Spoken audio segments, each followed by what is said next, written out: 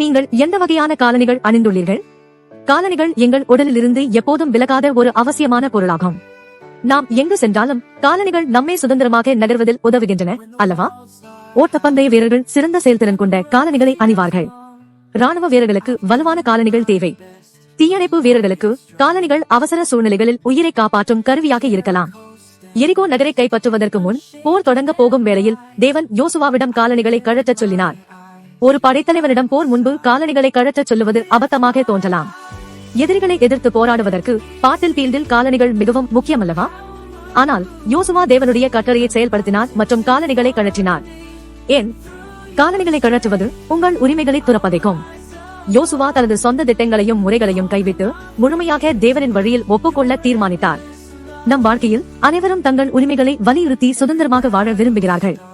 நாமும் நமது தனிப்பட்ட ஆசைகளை, கருத்துக்களையும் முறைகளையும் விட்டுவிட உழைக்கிறோம். இதனால் நமது முக்கியமான நேரத்தை இழந்து இலக்குகளை அடைய முடியாமல் போகின்றோம். இத்தகைய சூழ்நிலைகளில் நாம் அனைத்தையும் ஒப்புக் கொடுத்து தேவனை நம்ப வேண்டும். நாம் முழுமையாக அவரிடம் ஒப்புக் கொடுத்தால் தேவன் தன்னுடைய வழியால் அனைத்தையும் ஜெயிக்கிறார்.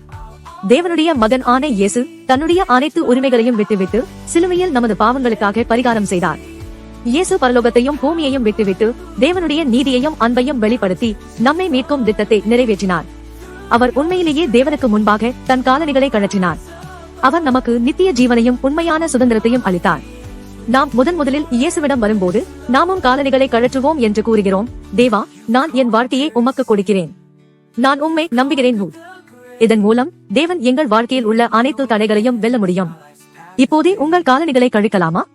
ஒரு அலுப்பான நாளுக்கு பிறகு வீட்டுக்கு வந்து காலணிகளை கழற்றி ஓய்வது போல் நீங்கள் இயேசு கிறிஸ்துவில் அமைதி, சுதந்திரம் மற்றும் சந்தோஷத்தை அனுபவிப்பீர்கள் என்று நம்புகிறேன்.